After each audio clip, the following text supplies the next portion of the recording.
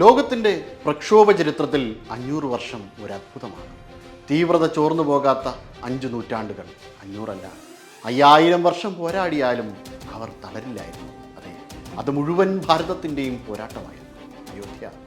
അയോധ്യ ഹിന്ദുവിൻ്റെ പോരാട്ടമായിരുന്നു, കർസേവകരുടെ പോരാട്ടമായിരുന്നു, അതോ സംഘപരിവാർ പ്രസ്ഥാനങ്ങളുടെ പോരാട്ടമായിരുന്നു? അല്ല, അത് സിഖുകാരുടെയും ജൈനരുടെയും പാഴ്സിയുടെയും പോരാട്ടമായിരുന്നു. അത് ഭാരതഭൂമിയിൽ ജന്മം കൊണ്ട ഓരോ അണുതൃണങ്ങളുടെയും പോരാട്ടമായിരുന്നു. അതറിയണമെങ്കിൽ 1.5 നൂറ്റാണ്ട് പിന്നോട്ട് പോകണം. വർഷം 1858 നവംബർ. അന്നായിരുന്നു അയോധ്യ പ്രക്ഷോഭത്തിൻ്റെ ഭാഗമായ ആദ്യ കേസ് രജിസ്റ്റർ ചെയ്യുന്നത്.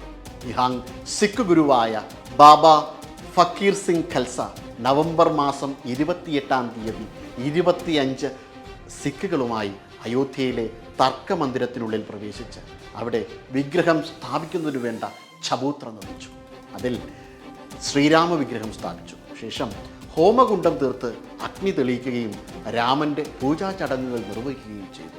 ക്ഷേത്ര ചുവരുകളിൽ രാമ രാമ എന്ന് എഴുതിയിടുകയും ചെയ്തു. ശേഷം 10-12 ദിവസത്തോളം മന്ദിരത്തിനുള്ളിൽ തന്നെ അവർ കഴിഞ്ഞു. ഇതേ തുടർന്ന് ഔദ് ഭരണകൂടത്തിൻ്റെ ഭാഗവും ബാബറിയിലെ ഉദ്യോഗസ്ഥനുമായ സെയ്ദ് മുഹമ്മദ് ഖത്തീബ് ഇവർക്കെതിരെ കേസ് ഫയൽ ചെയ്തു.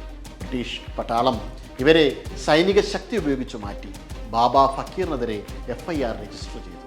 ഇതാണ് രാമജന്മഭൂമി വിഷയത്തിലെ ആദ്യ കേസ്. ഇത് സുപ്രീം കോടതി തെളിവായി സ്വീകരിച്ചു. 2019 രാമജന്മഭൂമി വിധി പ്രഖ്യാപിച്ചപ്പോൾ ഏറ്റവും നിർണായകമായ തെളിവായിരുന്നു ഇത്. ഇത് പരിഗണിച്ചാണ് 1949 മുന്നേ ആരാധന നടന്നിരുന്നു എന്ന വസ്തുത കോടതി അംഗീകരിച്ചത്. പക്ഷേ നിഹാങ് സിഖ് യോദ്ധാക്കളെ ഇതിലേക്ക് നയിച്ചത് എന്തായിരുന്നു എന്ന് സംശയം തോന്നുന്നവരുണ്ടാകാം. ഇതിനെ സംബന്ധിച്ച അന്വേഷണം നമ്മെ കൊണ്ടു ചെന്നെത്തിക്കുന്നത് 1855 ഹനുമാൻഗഡി സംഘർഷത്തിലാണ്. രാമജന്മഭൂമിക്ക് 450 മീറ്റർ അടുത്തുള്ള ക്ഷേത്രമാണ് ഹനുമാൻഗഡി. 1855 ഫെബ്രുവരി 8-ാം തീയതി ഷാ ഗുലാം ഹുസൈൻ എന്ന ഉദ്യോഗസ്ഥൻ്റെ നേതൃത്വത്തിൽ സൈന്യം ഹനുമാൻഗഡി ക്ഷേത്രത്തിനടുത്തെത്തി. ക്ഷേത്രത്തിനടിയിൽ പള്ളി ഉണ്ടായിരുന്നു എന്നും അതുകൊണ്ട് ക്ഷേത്രം തകർത്ത് പള്ളി പുനർനിർമ്മിക്കാൻ പോകുകയാണ് എന്നും അറിയിച്ചു. ഇതറിഞ്ഞ ബ്രിട്ടീഷ് ഓഫീസറായ ജെയിംസ് ഓട്ടം ഇതിൽ ഇടപെട്ട് പരിഹരിക്കാൻ അവധിലെ നവാബായ വാജിദ് അലി ഷായോട് പറഞ്ഞു. ക്ഷേത്രം തകർക്കണമെന്ന് ആഗ്രഹിച്ചിരുന്ന നവാബ് ഇതിനെതിരെ ഒന്നും ചെയ്തില്ല. എന്നാൽ ക്ഷേത്രം അപകടത്തിലാണ് എന്ന വാർത്ത പരന്നതോടെ ക്ഷേത്രത്തിനടുത്തേക്ക് കുറച്ച് സന്യാസിമാർ കുതിച്ചെത്തി. ക്ഷേത്രത്തെ സംരക്ഷിക്കാനായി സൈന്യത്തോട് യുദ്ധം ചെയ്ത് അവരെ നിഷ്പ്രഭരാക്കി. അസാമാന്യമായ കരുത്താണ് സന്യാസിമാർ പ്രകടമാക്കിയത്. തുടർന്ന് തങ്ങൾ സന്യാസിമാരാണ്, യുദ്ധം ചെയ്യാൻ ആഗ്രഹിക്കുന്നില്ല, സമാധാനം പുനഃസ്ഥാപിക്കാനായി ഇടപെടണമെന്ന് പറഞ്ഞുകൊണ്ട് സന്യാസിമാർ ബ്രിട്ടീഷ് ഉദ്യോഗസ്ഥർക്ക് കത്തെഴുതി. തുടർന്ന് വിഷയത്തെക്കുറിച്ച് പഠിക്കാനായി 3 അംഗ സമിതിയെ നിയമിച്ചു. ഹിന്ദുക്കളുടെ ഭാഗത്തുനിന്ന് രാജാ മാൻസിംഗ്, മുസ്ലിങ്ങളുടെ ഭാഗത്തുനിന്ന് ആഗ അലി ഖാൻ, ബ്രിട്ടീഷുകാരുടെ ഭാഗത്തുനിന്ന് ക്യാപ്റ്റൻ ഓർ.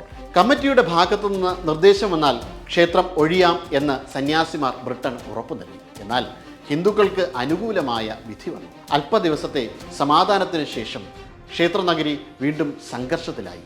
ഈ സമയം അമീർ അലി എന്ന മറ്റൊരു ഉദ്യോഗസ്ഥനാണ് ഹനുമാൻഗഡിയിൽ എത്തിയത്. ഇത് പരാജയപ്പെട്ടു. എന്നാൽ കനത്ത തിരിച്ചടി നൽകണമെന്ന് ബാബ ഫക്കീർ സിംഗ് ഖൽസ തീരുമാനിച്ചു. അദ്ദേഹം ജന്മസ്ഥാൻ മസ്ജിദിനടുത്തേക്ക് എത്തി, വിഗ്രഹം സ്ഥാപിച്ചു.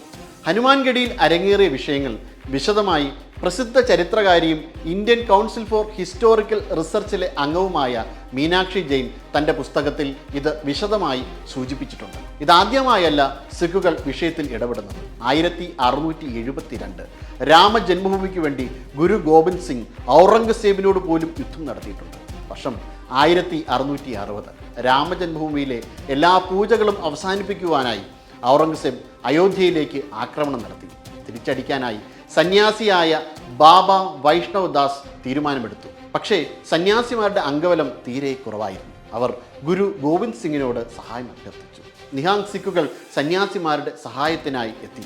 ഇവരുടെ സംയുക്ത സേന മുഗളന്മാരെ കീഴടക്കി. പിന്നെ കുറേ ദിവസത്തേക്ക് മുഗളർ അയോധ്യയിലേക്ക് നോക്കാൻ പോലും ധൈര്യപ്പെട്ടില്ല. അന്നത്തെ ആയുധങ്ങൾ ബ്രഹ്മകുണ്ടിലെ ഗുരുദ്വാരയിൽ സൂക്ഷിച്ചിട്ടുണ്ട്. എന്തിനാണ് സിഖുകൾ ഇത്തരത്തിൽ പിന്തുണ നൽകിയെന്ന് ഒരു സംശയമുണ്ടാകും അല്ലേ?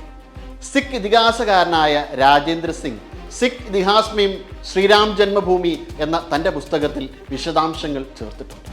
ഗുരു ഗോവിന്ദ് സിംഗ് ആത്മകഥയായ ബചിത്ര നാടകത്തിൽ രാമൻ്റെ ഇളയ പുത്രനായ ലവൻ്റെ പിൻതലമുറക്കാരനാണ് താൻ എന്ന് പറഞ്ഞിരിക്കുന്നു. ഗുരുനാനാക്ക് രാമൻ്റെ മൂത്ത പുത്രനായ കുശൻ്റെ വംശാവലിയാണെന്നും പറഞ്ഞിട്ടുണ്ട്. മാത്രമല്ല സിഖ് മതത്തിലെ ഏറ്റവും പ്രധാനപ്പെട്ട വിശുദ്ധ ഗ്രന്ഥമായ ഗുരു ഗ്രന്ഥ് സാഹിബ് 2533 തവണ രാമൻ്റെ പേര് പരാമർശിച്ചിട്ടുണ്ട്. ഇത് പഞ്ചാബി സാഹിത്യ അക്കാദമി പ്രൊഫസറായ ഹേക് ദേവ് സിംഗ് സിർസ അദ്ദേഹത്തിൻ്റെ ഇൻ്റർവ്യൂവിൽ പറഞ്ഞിട്ടുണ്ട്. മേരി ആംഖേ മേൻ അമൃത് സേ ബരി ഹേ ഔർ മസ്തിക് രാം കെ നാം സേ. എൻ്റെ കണ്ണുകൾ നിറയെ അമൃതും മനസ്സ് നിറയെ രാമനാമവും കൊണ്ട് നിറഞ്ഞിരിക്കുന്നു എന്നാണ് ഗുരുനാനാക്ക് തൻ്റെ പുസ്തകമായ ആസാദി വാറിൻ്റെ തുടക്കത്തിൽ തന്നെ പറയുന്നത്. രാമൻ എന്നത് ഈശ്വരൻ എന്നതിലുപരി ഈ സ്വത്ത് സംസ്കൃതിയുടെ അകക്കാമ്പാണ്.